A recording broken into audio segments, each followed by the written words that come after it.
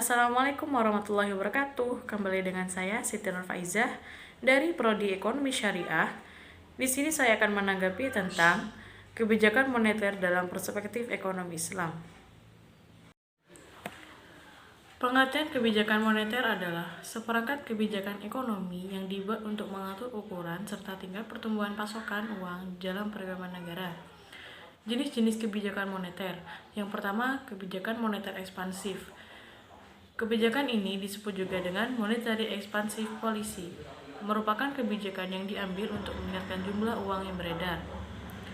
Contohnya seperti membeli surat Bank Indonesia, menurunkan tingkat suku bunga, dan memperlonggar syarat kredit. Tujuannya untuk mengatasi pengangguran dan meningkatkan daya beli masyarakat. Yang kedua ada kebijakan moneter kontraktif. Kebijakan ini adalah kebijakan untuk mengurangi jumlah uang yang beredar. Kebijakan ini dilakukan saat negara tengah mengalami inflasi kebijakan. Ini disebut juga dengan kebijakan uang ketat. Tujuan kebijakan moneter. Yang pertama, mengedarkan mata uang sebagai alat pertukaran dalam perekonomian. Yang kedua, menjaga kestabilan harga. Yang ketiga, menjaga kestabilan ekonomi. Yang keempat, meningkatkan kesempatan kerja. Yang kelima, memperbaiki neraca perdagangan kerja masyarakat. Yang keenam, distribusi likuiditas yang optimal. Yang ketujuh, mempertahankan keseimbangan antara LS dan LM. Yang kedelapan, pertumbuhan ekonomi dan pemerataan pendapatan. Dan selanjutnya ada instrumen kebijakan moneter. Yang pertama ada kebijakan operasi pasar terbuka. Yang kedua ada kebijakan diskonto. Yang ketiga ada kebijakan cadang kas.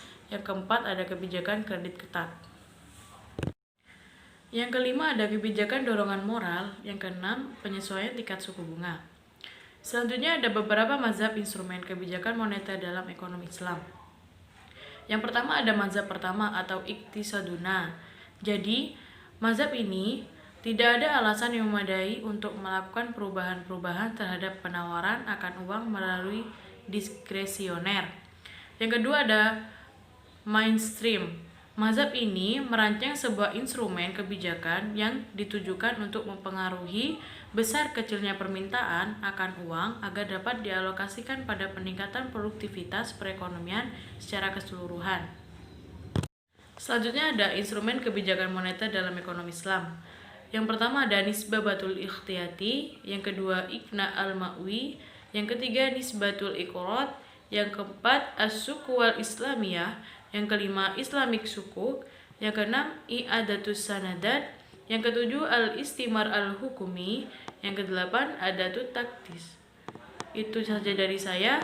Wassalamualaikum warahmatullahi wabarakatuh.